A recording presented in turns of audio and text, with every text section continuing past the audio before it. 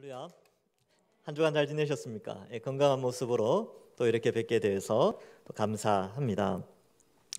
우리는 이제 이 고린도전서를 살피고 있는데 여러분 이 고린도전서는 교회에 대한 이야기입니다. 그래서 교회가 뭐냐? 성경에서 신약 성경에서 특별히 교회가 뭐냐? 교회는 이런 곳이다라고 설명하는 성경이 한 3권 정도 좀 요약해서 볼 수 있는데 좀 많이 좀 기록된 거죠. 첫 번째가 이 에베소서고요. 두 번째가 고린도전서고 세 번째가 사도행전입니다. 그리고 이제 그 다음에 뭐 요한계시록 이런 것들을 통해서 교회가 무엇인지에 대해서 우리에게 지식을 전달해주고 있습니다. 그래서 고린도전서를 살필 때는 교회에 대한 바른 이해를 목적으로 해서 기록된 성경이기 때문에 청중인 그러니까 우리가 이 고린도전서를 듣고 읽을 때에 어떠한 목적으로 듣고 읽어야 되냐 하면 교회가 뭐지? 교회가 지금 내가 교회에 속해 있는데 이 교회는 무엇일까? 성경에서 말하는 하나님이 말씀하시는 교회는 어떤 모습인가를 바르게 이해하는 목적으로 설교를 듣고 또 이 성경을 읽으시면 됩니다. 그래서 특별히 뭐 은혜 받기도 하지만 또 이렇게 지식에 대한 교회에 대한 올바른 지식을 좀 알 필요가 있습니다. 많은 사람들은 뭐 교회는 이래야 된다 저래야 된다 여러 가지 자기 생각들이 있어요. 그런 여러 가지 다양한 생각들이 있을 수 있지만 성경은 그 모든 생각들을 하나로 모아서 하나님이 원하시는 교회는 이런 것이다. 이것은 시대가 변해도 이러한 교회는 여전히 성경적인 교회로 세워나가야 된다라는 것을 우리에게 가르쳐주고 있습니다. 특별히 고린도전서 1장부터 4장까지는 하나의 큰 주제를 다루고 있는데 그것은 바로 교회 안에 분열에 대한 문제를 어떻게 해결할 것인가에 대한 문제로 접근하고 있습니다. 그래서 특별히 뭐 바울파, 아볼로파, 또 게바파, 그리스도파, 무슨 파 이렇게 나눠져서 이게 서로 경쟁하고 서로 높아지려는 그런 분위기가 있었는데 바울 사도는 1장에서 그것이 십자가를 헛되게 하는 것이다. 수고하고 헌신하여 십자가를 전했는데 십자가의 원리에서 벗어나는 것이기 때문에 그런 파를 나누고 당을 나누는 것은 옳지 않다. 이것을 설명을 하고 있습니다. 사실 그 분파의 원인은요, 이게 세상 지혜가 들어와서 그래요. 즉 세속적 가치관이 교회 안에 들어오면서 자랑하고 높아지려고 하는 그런 마음들이 많이 일어났습니다. 그래서 1장 끝부분에 자랑하려면 주 안에서 자랑하고 십자가를 자랑하라 라고 기록하고 있습니다. 2장에 들어와서는 바울이 이제 자신의 사역을 떠올리면서 내가 고린도 지역에 들어와서 사역할 때 내가 결단한 게 있다. 그게 뭐냐면 십자가만을 전하겠다.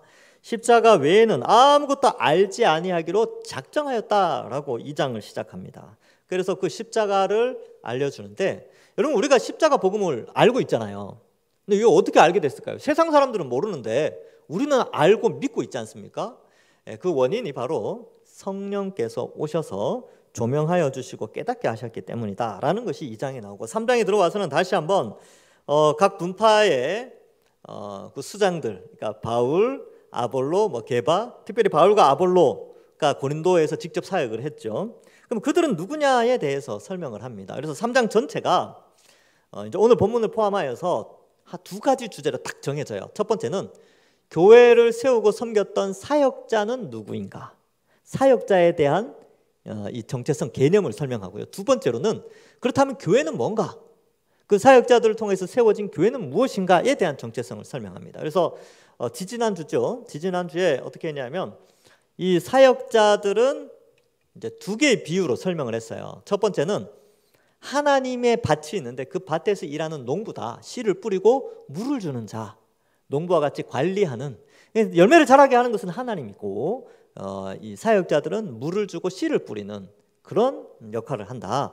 그 다음에 이제 집안 안에서 흘러가는 그 가게 행정에 대한 설명을 하면서 집은 하나님 거다. 근데 그 하나님의 집 안에서 청지기 역할, 관리자의 역할을 이 사역자들이 감당한다라는 것을 말해 주었습니다. 그럼 교회는 무엇입니까? 교회는요, 하나님의 밭이에요. 하나님의 소유된 밭입니다. 그래서 여러분 한 사람 한 사람은 열매죠, 열매.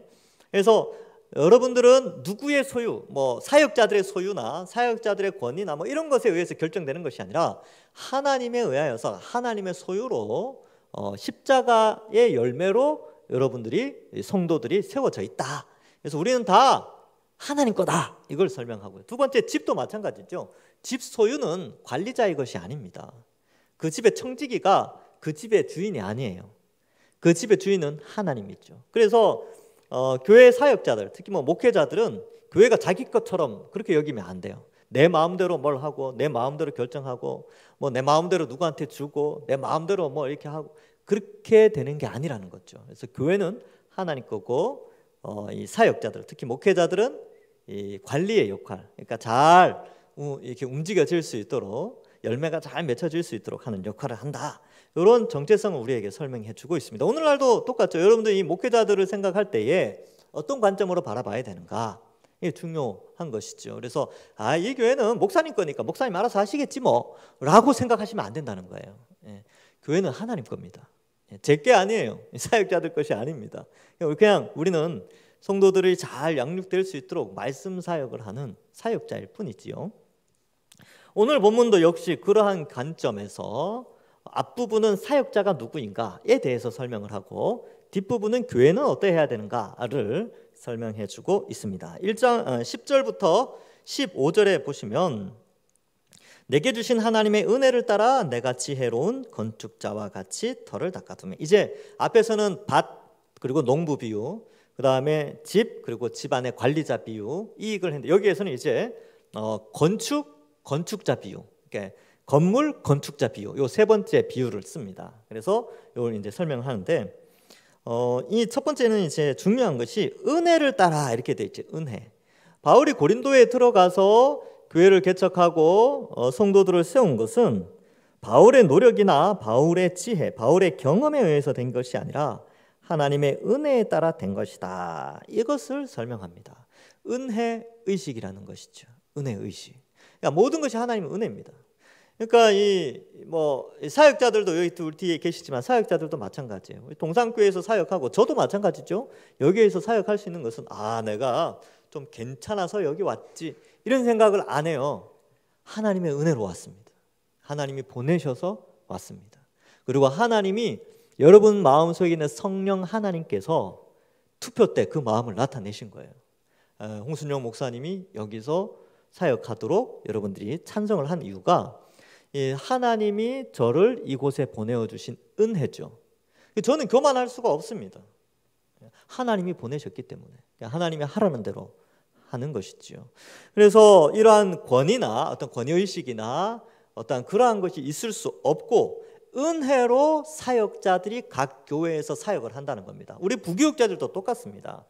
부교육자들이 교회 오는데 제가 이제 이력서를 받아서 이렇게 해서 장로님들한테 이제 이야기해서 어떻습니까 해서 동의 제청이 일어나서 이제 오게 된 거거든요. 그럼 제가 뽑았습니까? 아니요. 전 그런 생각 안 합니다. 하나님이 보내셨습니다. 저를 수단으로 하나님이 이곳에 부교육자들을 보낸 것이지요. 그래서 하나님이 보내셨다. 이 개념이 아주 교육자들에게도 중요하고 성도들에게도 중요합니다. 그러니까 하나님 보내셨으니까 어때야 될까요? 최선을 다해야 되겠죠. 내가 왔으면 내 마음대로 할 텐데 하나님이 보내셨으면 내 마음대로 할 수 없어요. 그래서 이런 개념, 은혜를 따라 건축자와 같이 터를 닦았다. 그러니까 바울이 마음대로 한 게 아니라는 거예요. 하나님은 은혜로 십자가에 터를 닦아 둔 것이죠.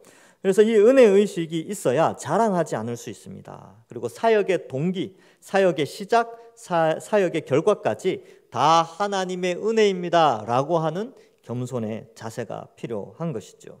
그래서 이제 여러분들 나중에 우리 동산교회가 부흥할 거 아닙니까? 막 300명, 500명 막 늘어나면 그때 제가 막 교만해질 수 있죠. 와, 봐라, 내가 이만큼 했다. 그럴 때 여러분 이 성경책 딱 펼치셔야 돼요. 목사님, 하나님의 은혜로 된 겁니다. 이렇게 하셔야 돼요. 나중에. 그래서 여러분 이 많은 사람들이 이제 교회가 성장하고 이런 게 자꾸 이렇게 사람에게로 사람의 공으로 자꾸 돌리려고 하는데 그렇지 않아요. 하나님의 은혜로 되어지는 것입니다. 그리고 그 상급은 사람으로부터 인정받는 것이 아니라 하나님으로부터 인정받는 거죠. 그건 이제 4장에 가면 그 내용이 나오게 됩니다. 어쨌든 이 하나님의 은혜로 하는 것이다. 마찬가지로 여러분들도 똑같습니다. 교회 안에서 어떤 사역을 하지요. 그리고 교회에서 신앙생활을 하지요. 몇 년이 흐르고 신앙의 연륜이 쌓이고 어떤 봉사를 하고 하는 것들이 내가 결정했다라고 하는 것처럼 여겨지지만 사실은 여러분들을 통하여서 일하게 하신 하나님의 은혜다라는 그런 은혜의식이 필요합니다. 내가 했다라고 하면 자랑해요. 내가 말이야 결정을 해서 내가 찬양대도 하고 교사도 하고 내가 봉사도 하고 어디든 하고 자꾸 자랑하고 싶어 하는데 모든 것이 하나님의 은혜다라고 여기면 자랑할 수 없어요. 지금 여기 분파가 나누어진 것은 사람들이 높아지려고 자기를 자랑하려고 하다 보니까 분파가 나누어졌는데 우리는 이 은혜의식이라는 것이 굉장히 중요합니다. 자, 계속해서 살펴보겠습니다. 자, 건축자 비유를 들면서 이제 터를 닦아뒀죠. 기초를 닦아뒀다는 거예요. 근데 기초가 제일 먼저 하는 겁니다. 기초 공사가 원래 오래 좀 건물 공사에서 기초 공사가 좀 오래 걸립니다. 그래서 이 바울 사도가 터를 닦아뒀는데 그 터는 바로 예수 그리스도입니다. 그래서 예수 그리스도의 터를 닦아놨죠. 다른 이가 그 위에 세웁니다. 다른 사역자들이 와서 집을 짓는다는 것이죠. 그러나 각각 어떻게 그 위에 세울까? 조심해야 한다. 왜냐하면 그 터와 같은 재질. 그러면 건축을 할 때 그렇지 않습니까? 터는 아주 튼튼한데 터를 아주 잘 닦아놨는데 기둥 세우고 이런 게 다 이상한 재료들을 쓴다. 그러면 집이 튼튼할 수가 없어요. 그래서 터와 기둥과 벽과 이런 것들이 같이 일체적으로 견고히 서로 결착되어져서 든든히 설 수 있는 재료들로 집을 세워 나가야 되는 것이지요. 그래서 세우는 자는 조심해야 된다. 그래서 교회를 세워 나가는 사역자들은 정말 조심해서 교회를 세워 나가야 된다. 이것을 말씀해 주고 있습니다. 이 닦아둔 것 외에 능히 다른 터를 닦아둘 자가 없으니 이 터는 곧 예수 그리스도라. 그래서 교회는 예수 그리스도 십자가 중심으로 세워지는 것입니다. 그래서 교회 안에 다른 것을 토로 삼으면 안 되죠. 여러분 집을 지을 때도 마찬가지입니다. 요즘 공법은 그렇죠. 땅을 파서 그 밑에 콘크리트를 붓고 말뚝을 박고 집안을 튼튼히 한 다음에 그 위에 콘크리트 털을 덮죠. 그런데 반쪽은 콘크리트, 반쪽은 다른 재질, 이걸로 털을 닦아 놓아버리면 건물이 올라가면서 이 밑에 강도가 달라져서 건물이 무너집니다. 그래서 터는 다른 걸 닦으면 안 돼요. 예수 그리스도의 터, 예수 그리스도의 십자가 복음의 터 위에 교회는 세워졌기 때문에 다른 터를 닦아둘 수가 없는 것입니다. 다른 터를 닦아두면 그 다른 터가 있다라고 주장하는 것은 다 이단들입니다. 다른 복음이에요. 다른 복음을 교회 안에서 이 예수 그리스도의 터가 아닌 다른 뭔가를 섞어서 터를 닦는다는 것은 그거는 굉장히 위험한 일입니다. 그래서 사도 바울도 갈라디아서 1장 9절에 이렇게 말합니다. 우리가 전에 말하였거니와 내가 지금 다시 말하노니 만일 누구든지 너희가 받은 것 외에 이게 받은 게 그리스도의 터예요. 그리스도의 터 외에 다른 복음을 전하면 다른 터를 닦아두면 저주를 받을지어다. 이렇게 되어 있어요. 왜냐하면 터가 달라지면 집이 무너져 버리거든요. 그래서 이러한 내용을 가르쳐주고 있습니다. 만일 누구든지 이제 터는 예수 그리스도예요. 이제 집을 세워 가는데 누구든지가 누구냐면 사역자들이에요.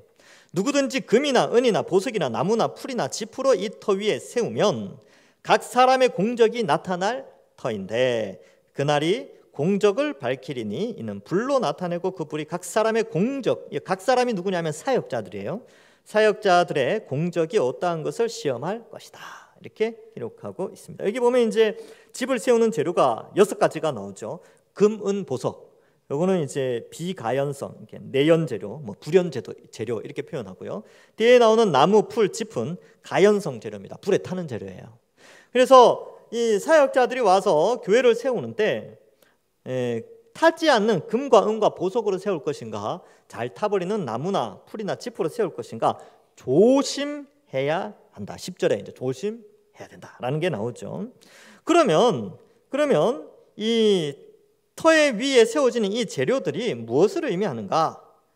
이걸 좀 알 필요가 있습니다. 이 재료는요, 결국은 교리와 말씀, 성경과 말씀이에요. 그래서 제가 책을 찾아봤는데 여러 주석책들을 찾아봤는데 특별히 찰스 하치라는 분이 있습니다. 이 찰스 하치는 미국의 유명한 신학자신데 지금은 돌아가셨어요.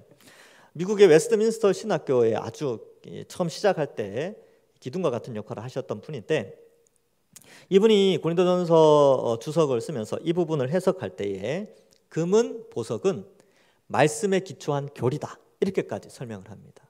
교리 교육을 교회에서 강화해야 한다. 그리고 말씀을 제대로 가르치는 것이 금은 보석의 역할이다. 그러면 나무 풀 짚은 뭘까요? 예, 이거는 세속의 가치관 그리고 뭐 재미있는 이야기 뭐 이런 것들 속담. 그래서 제가 이걸 현대적인 용어로 좀 고민을 해봤는데 그런 거 있잖아요. 교장 선생님 학교 가면 교장 선생님 있죠. 교장 선생님이 훈화 말씀하시잖아요.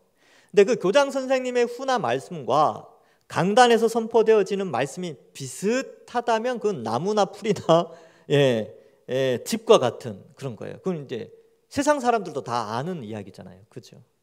그런데 금은 보석은 뭐냐면 세상에서 알려지는 가치관이나 메시지와는 전혀 다른 성경 그 자체의 메시지, 특별히 십자가 복음을 중심으로 한 메시지가 강단에서 선포될 때 그것은 금은 보석의 역할을 감당하는 것입니다.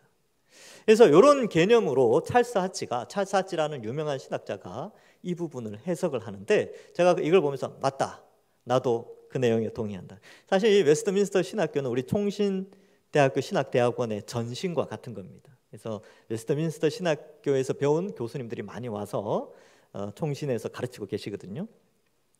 자, 어쨌든 그 찰스 하치가 이렇게 표현을 하죠. 그래서 우리 교회도 저나 우리 교육자들이 교회를 세우지 않습니까? 교육 부서들을 세우고 교회를 세워 나가는데 철저하게 말씀 중심으로 갑니다. 그래서 제가 양육을 하는 겁니다. 목요일 날 퍼스널 바이블 스터디, 토요일 날 복음 강좌, 그리고 주일도 설교도 성경을 쭉 설명하고 또 적용하고 그냥 이렇게 하는 거예요. 나중에 제가 설교하게 돼서 여러분들에게 가르칩니다. 반드시 가르칠 거예요. 왜냐하면 설교를 제대로 알아야 설교를 제대로 들을 수가 있거든요. 그래서 설교학을 제가 가르치면 제가 하는 설교가 설교학의 아주 기본으로 하는 거구나. 이게 제가 자랑하는 게 아니고 그냥 원칙을 따라가는 겁니다. 우리 믿음의 선배들이 해놓은 대로. 왜 그렇게 하냐면 금과 은과 보석으로 지어야 되니까. 왜냐하면 나중에 이 공적이 시험 받는 날이 저한테 있어요. 그때 없어지면 안 되지 않습니까? 그래서 금은 보석으로 이 집을 세워가는 것이죠. 우리 부교육자들도 마찬가지입니다. 그래서 제가 새벽마다 이 교육자들을 위해서 기도할 때에 기도 제목을 내거든요. 그래서 뭐라고 기도하냐면 저와 부교육자들을 위해서 기도해 주시고 특별히 말씀 사역 잘 감당하게 해달라고 기도하고 있습니다. 사실 뭐 저나 부교육자들 행정이나 뭐 여러 가지 경험이나 뭐 이런 것들은 잘 모를 수 있어요. 좀 이렇게 그죠? 그러나 말씀 사역만큼은 다른 건 잘 못해도 뭐 그죠? 뭐 컴퓨터를 잘 못한다든지 아니면 뭘 이렇게 보는 관점을 잘 모른다든지 아니면 뭐 운전을 잘 못한다든지 뭐 또 뭘까요? 하여튼 뭐 회의 진행을 잘 못할 수도 있고 막 그런데 그런 거 다 못해도 그건 고쳐 나갈 수 있는 거잖아요. 그러나 말씀 사역은 못하지 않도록 말씀 사역만큼은 제대로 하도록 금, 은, 보석으로 각 부서를 잘 세워 나가기를 새벽마다 기도하고 있습니다. 아주 중요한 문제죠. 자, 그래서 언젠가 이제 불로 공적을 시험할 때가 있다는 거죠. 14절에 보면 만일 누구든지 그 위에 세운 공적이 그대로 있으면 상을 받고 그건 사역자들이 알아서 상을 받는 거예요. 그런데 불타면 해를 받는다. 이 말은 해를 받는다는 게 지옥 간다는 뜻이 아니고 해를 받는다는 게 아무런 상급이 없는 정말 안타까운 상황이 벌어진다는 겁니다. 그러니까 이 생을 살아가면서 열심히 주를 위하여 섬긴다고 열심히 교회 사역을 했는데 안타깝게도 공적이 없어요. 얼마나 불쌍합니까? 이런 거와 똑같은 거예요. 열심히 한 달 동안 일했는데 월급이 없어. 아니면 아르바이트를 열심히 했는데 알바비를 안 줘. 너 한 게 아무것도 없으니까 못 주겠다. 그러면 어떡하겠어요? 얼마나 안타깝습니까? 그 상황을 설명하는 거예요. 이건 구원의 문제가 아니라 상급의 문제로 설명을 하는데 너무 안타깝다. 바울의 입장에서는 너무 안타까운 상황을 비유로 설명하고 있죠. 그래서 15절에 누구든지 그 공적이 불타면 해를 받으리니 그러나 자신은 구원을 받되 불 가운데 받은 것 같으리라. 이렇게 되어 있죠. 그래서 구원의 문제를 다루는 것이 아니라 사역자들이 사역을 해서 공적을 말씀으로 쌓아가야 되는데 말씀이 아닌 다른 것을 가르치고 다른 것에 신경을 썼을 때에 나타나는 그 결과의 안타까움을 설명합니다. 어떻게 보면 이제 사역자들에 대한 교훈이 크지요. 그러면 사역자들이 신경을 써야 될 것이 뭐냐? 결국 터가 뭔지 알고 그 터에 맞는 재료로 집을 세워 나가야 되는데 귀한 재료를 세워야 되죠. 예수 그리스도가 터입니다. 또 에베소서 2장 20절에는 너희는 사도들과 선지자들의 터 위에 세우심을 입은 자라 라고 하면서 교회를 설명하고 있습니다. 그리스도 예수께서 친히 모퉁이 돌이 되셨느니라 이렇게 되어 있는 거 보니까 사도들과 선지자들의 터인데 사도와 선지자들이 한 일이 뭐냐 하면 성경을 썼어요.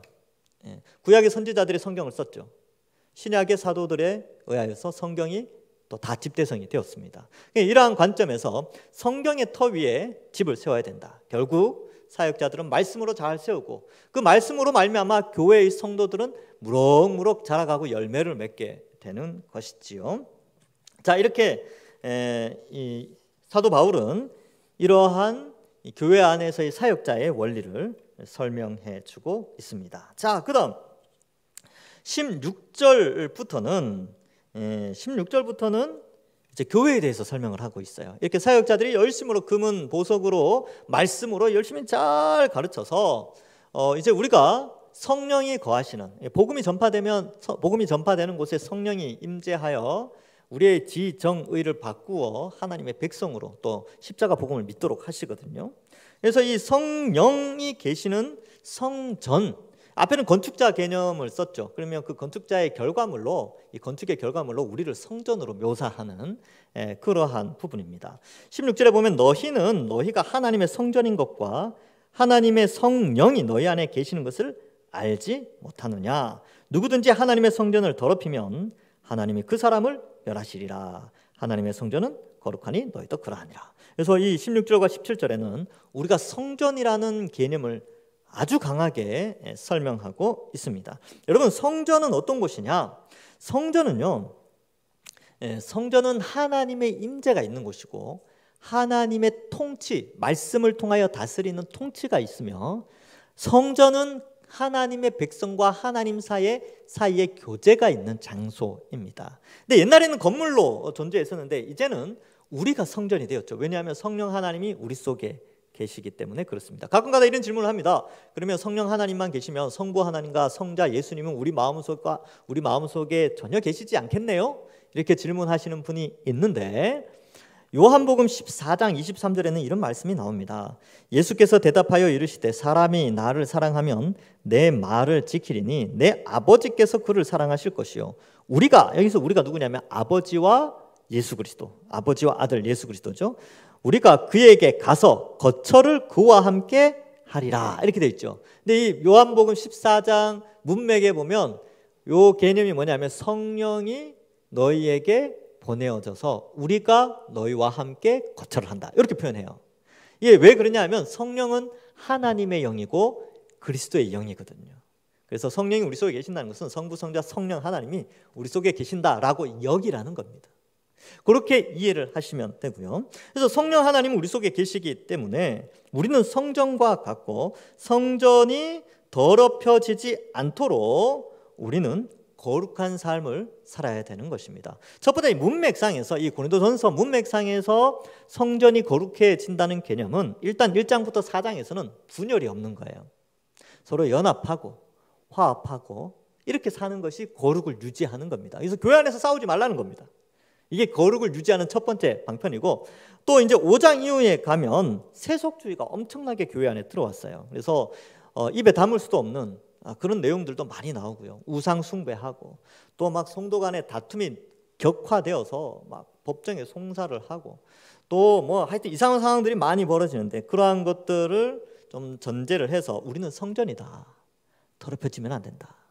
이것을 말씀하고 있습니다. 그래서 여러분 우리가 좀 생각해 봐야 되겠지요. 우리 속에는 이 세상의 문화나 가치관에 물들어 있는 세속주의나 세속적 사상 이런 것들이 들어와 있지는 않은지, 그죠? 첫 번째로는 문맥상 시기와 질투, 자랑하고 높아지려는 교만이 있지는 않은지 이것을 좀 생각해 봐야 됩니다. 그래서 교만한 마음, 자랑하려고 하는 마음 이런 것들이 우리를 더럽히기도 하고요.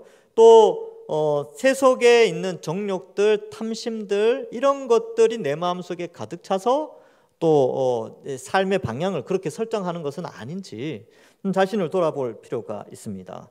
그래서 우리는요, 말씀과 기도로 깨끗해져요. 이 디모데전서에 보면 경건에 대해서 이야기할 때 우리는 말씀과 기도로 경건해진다. 그래서 잘 생각해야 돼요. 우리가 성전이구나. 근데 이 성전을 더럽히는 여러 가지 채널들이 있어요. 그런 것들 좀 차단해야 되는 것입니다. 그래서 깨끗하게 하려면 더럽히는 것을 없애야 되잖아요.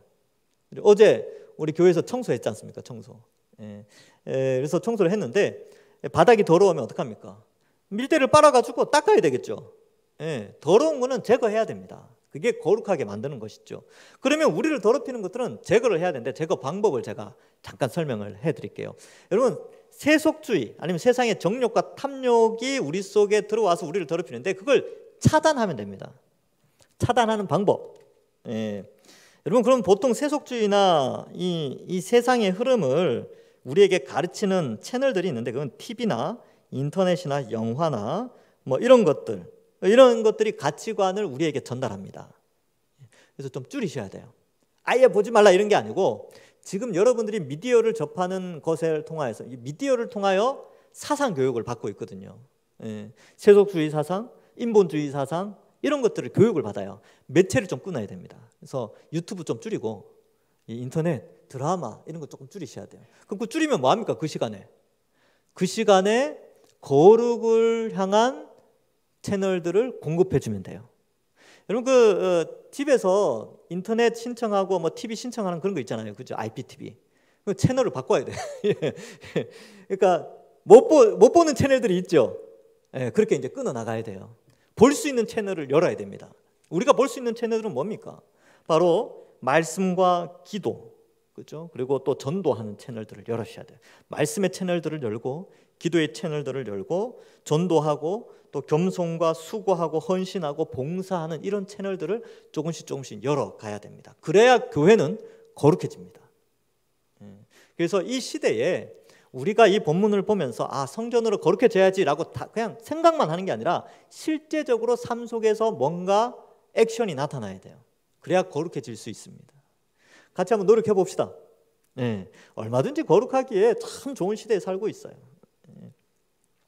자, 그래서 말씀과 기도로 깨끗해진다 라는 것을 우리에게 말씀해 주고 있고요. 자, 18절부터 23절에서는 이제 이 세상의 세속적 가치관, 성전인데 이 세상의 세속적 가치관이 들어오지 않도록 차단을 해야 된다는 거죠. 그걸 차단하면서 우리가 얼마나 소중한 존재인가를 설명해 주고 있습니다. 그래서 교회 안에서 분열은 옳지 않죠. 파가 나누어지는 것도 이렇게 썩 아름다운 모습은 아닙니다. 그래서 이 파가 나누어지고 된 것은 결국은 자신이 지혜롭다고 인정받고 높아지려고 하였기 때문에 이런 결과물이 나타나는데, 십자가 복음을 기억하고 성전됨, 우리가 성전되었다라는 것을 기억하게 된다면 이 18절 이하와 같이 그렇게 이제 설명해 질 수 있는 것이죠.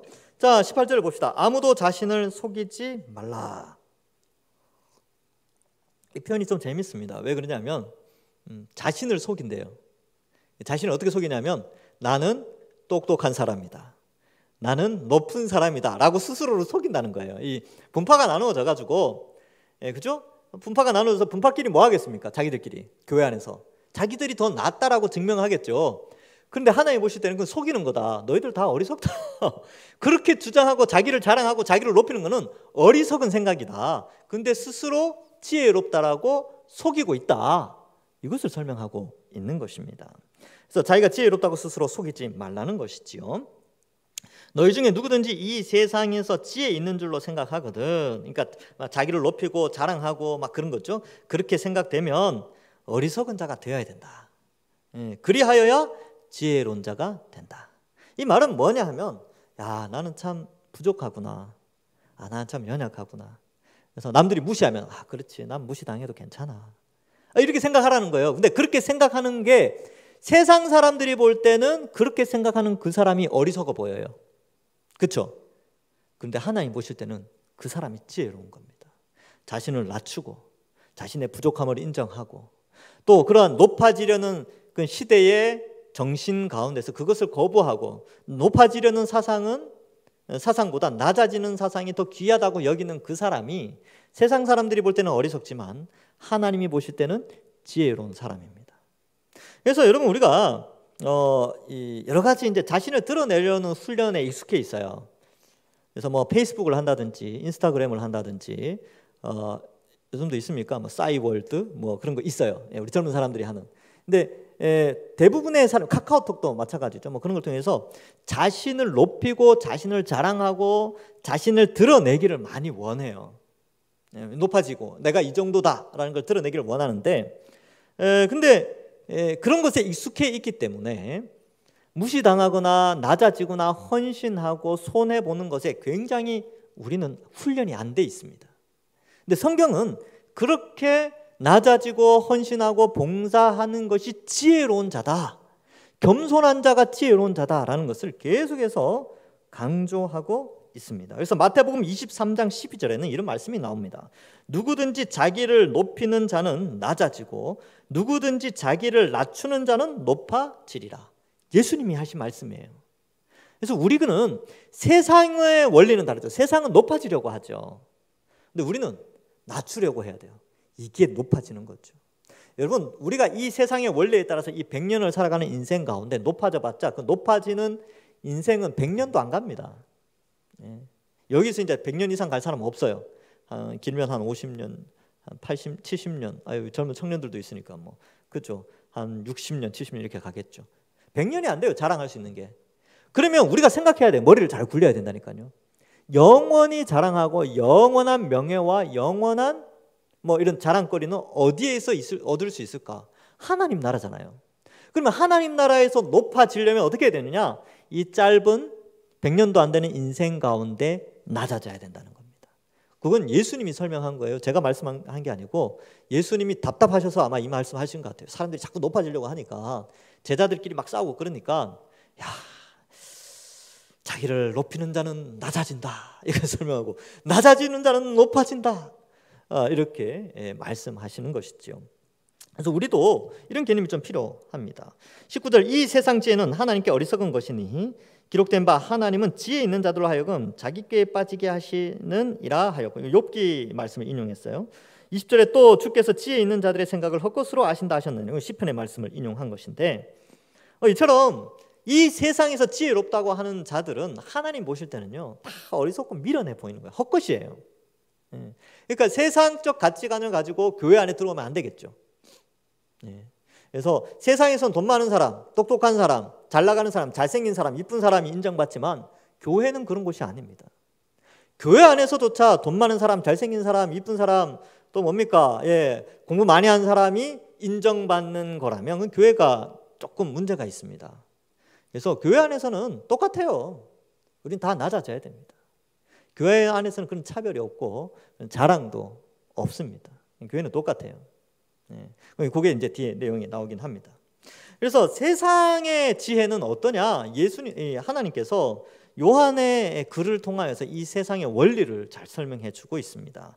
요한일서 2장 16절에 보면 이는 세상에 있는 모든 것이 육신의 정욕과 안목의 정욕과 이생의 자랑이니 다 아버지께로부터 온 것이 아니요 세상으로부터 온 것이라. 여기 보면 육신의 정욕, 안목의 정욕, 이생의 자랑. 그러면 이것을 위한 지혜가 세상의 지혜예요. 그러니까 그죠? 정욕을 채우고 이생에서 자랑하고자 하는 그런 것이죠. 제가 이제 불신자 친구들을 옛날에 만난 적이 있습니다.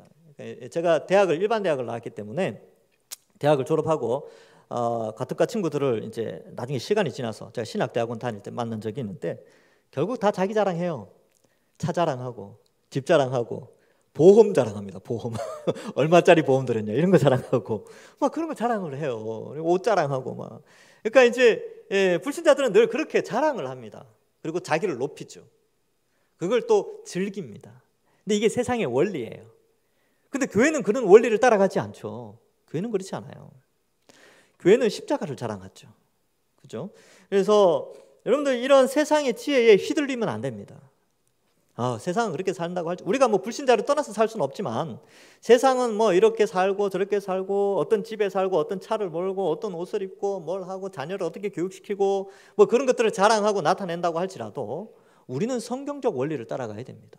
우리가 어떤 형편에 있든지 그냥 하나님 나타내고 겸손하고 다른 사람을 나보다 더 나은 사람으로 여기고 성령이 우리 속에 계시는 성전으로서의 역할을 잘 감당해야 한다는 것이지요.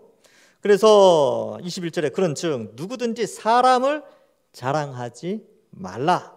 만물이 다 너희 것입니다. 그러니까 이게 이제 사람을 자랑했죠. 그러니까 나는 아볼로에게 배웠어. 나는 바울에게 배웠어. 나는 저기 예루살렘 유학파야. 예루살렘 게바한테서 배우고 왔어. 유학파죠, 그죠? 고린도에 있는 사람이 예루살렘에 가면 유학하고 온 거잖아요. 난 게바 밑에서 배운 유학파야. 난 이것도 저것도 싫어. 나는 그리스도파야. 난 그리스도에게 직접 계시를 받았어. 라고 주장할 정도로 각 파가 나눠져서 자기를 높이려고 하는 그런 분위기 속에서 누구든지 사람을 자랑하지 말라. 바울 밑에서, 아볼로 밑에서, 게바 밑에서 그리스도, 하여튼 자기를 높이기 위해서 그리스도를 이용한다면 그런 내용들이 있죠. 자랑하지 말라는 겁니다.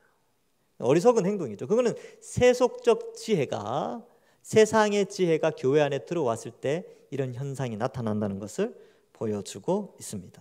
그래서 바울이 설명하는 것은 뭐냐면 하나님께서 바울을 통해서 야, 너희는 뭘 그렇게 자랑하려고 하느냐? 만물이 다 너희 거다. 다 세상이 너희 거가 될 거야. 이제 예수님 재림하시면 우리가 새하늘과 새 땅에서 만물을 다 마음껏 공평하게 하나님 뜻 안에서 하나님이 허락해 주신 것들을 누리면서 살 건데 뭘 그렇게 자랑하냐? 그런 것들을 말씀해 주고 있습니다. 그래서 우리는 세상의 지혜를 쫓아가지 않지요. 그래서 만물이 다 너희 것이다. 또 너희는 그리스도의 것이다. 우와, 우리가 하나님의 것이래요. 이거 끝난 거 아닙니까? 그죠? 예. 많은 사람들이 부러워하죠. 대기업에 내가 대기업의 자녀였으면, 대기업의 상속자였으면, 그런 거 부러워하잖아요. 아유, 그 대기업 거 얼마 된다고? 한 몇 조밖에 안 되잖아요. 예, 그죠? 조단위, 1조 가졌다고요? 아이고, 그 1조 쓰면 얼마나 쓰겠습니까? 여러분, 우리는 돈으로 환산할 수 없는 영원한 상속물이 우리에게 있어요. 1조는 아무것도 휴지 조각이죠. 영혼의 관점에서 보면 그렇습니다. 자, 그래서 다 우리 거, 우리 거. 그러니까 22절에 보니까 바울이나 아볼로나 게바나 세계나 생명이나 사망이나 이 세상에 존재하는 그런 것들, 지금 것이나 장래 것이나 다 너희 거다. 우리가 모든 걸 가졌다는 거예요. 왜요? 우리가 그리스도의 것이기 때문에, 우리가 하나님의 것이기 때문에, 하나님이 우리를 예수 그리스도의 피값으로 사셨기 때문에 우리가 앞으로 누릴 것은 어마어마하다는 것이죠. 그런데 이 짧은 인생 가운데 그 작은 거 가지고 자랑하고 높아지려고 하느냐라는 것을 말씀하고 있습니다. 그래서 이러한 표현들은 높아지려고 하지 말고 우리는 이미 그리스도를 머리로 한 몸 된 교회로 세상을 복음으로 다스리고 앞으로 영원한 천국을 소유할 자이기에 자랑하고 높아지려고 하지 않아도 된다는 것을 말씀하고 있지요. 높아지려고 하면 다투기만 한다는 것입니다. 말씀을 맺습니다. 여러분, 오늘 말씀을 통하여서 우리에게 주는 교훈은 그렇습니다. 교회 안의 사역자들은 진리의 말씀, 곧 금과 은과 보석과 같은 진리, 말씀으로 양육하고 또 교회는 그 말씀으로 양육되어져야 한다는 것이죠. 그리고 사역자들이 명심해야 될 것은 자신들의 수고나 헌신이 공적이 되어져서 하나님 앞에 평가받는 날이 있다는 것을 기억해야 됩니다. 이건 저한테 주는 메시지죠. 그러나 여러분들도 동일합니다. 여러분들이 수고하고 헌신한 것들이 없어지는 게 아니에요. 주의 몸된 교회를 위해서 수고하고 헌신하고 지금 봉사하시잖아요. 그것이 하나님 앞에서 공적으로 나타나서 상급으로 나타날 때가 있다는 것을 명심하셔야 됩니다. 그렇다면 여러분, 이제 연말 되었는데 내년에 봉사 안 하시는 분들이 있죠. 나도 봉사 한번 해볼까? 라고 한번 해보십시오. 그 공적이 남는다니까요. 하나님 앞에서 나도 내년에 어떤 봉사를 할 수 있을까? 마음에 한번 기도해 보시기 바랍니다. 하나님 앞에 아름다운 공적으로 상급이 남아있게 되는 거죠. 아무것도 안 하면 아무 공적도 없어요. 근데 주를 위해서 헌신하는 것이죠. 또한 교회는, 우리 교회 공동체는 성전입니다. 거룩하게 살아야 됩니다. 그래서 세상에 물들지 않는 것이죠. 그리고 이 세상을 바라보시죠. 세상 사람들은 다 스스로 자랑하고 높아지려고 하죠. 그 사회 속에서 우리가 살기 때문에 오염되기도 합니다. 또 막 흔들리기도 하고 그렇습니다. 근데 다시 한번 말씀을 통해서 앞으로 예수님 오시면 다 우리 거구나 이런 생각 가지고 높아지기보다는 오히려 낮아지고 겸손해져서 하나님께 영광 돌리고 또 수고하고 헌신하고 손해본다 할지라도 하나님 영광을 위해서 온전히 믿음의 길을 선택하며 살아가시는 그리하여 나중에 하나님 앞에서 다 칭찬받고 함께 기쁨으로 천국을 소망하며 살아가시는 우리 모든 주의 백성들 되기를 주님의 이름으로 간절히 축원합니다. 기도하겠습니다. 하나님 감사합니다. 우리를 택하여 주시고 구원하여 주셔서 주의 몸된 교회 공동체로 세워주시니 감사합니다. 우리 사역자들 이곳에 보내어 주셔서 말씀 사역 잘 감당하게 하셨사오니 더욱더 말씀 밖으로 나가지 않고 말씀을 통하여 귀한 사역, 금은 보석의 재료로 믿음의 집을 잘 세워나가게 하시고 우리 성도들도 말씀을 통하여 양육받고 또 함께 그 사역에 동참하며 하나님의 공적대로 보상하시는 그 은혜를 기억하고 그 모든 것이 하나님의 은혜임을 고백하는 우리 모든 성도들 되게 하여 주옵소서. 성전으로서 또한 우리가 모두가 이 세상의 모든 것들을 누리는 하나님의 자녀라는 인식을 가지고 자랑하기보다는 낮아지고 섬기고 높여주는 그러한 우리의 신앙들로 세워질 수 있도록 축복하여 주옵소서. 이번 한 주간도 우리 모든 성도들 지켜주실 줄 믿사오며 예수님의 이름으로 기도하옵나이다. 아멘.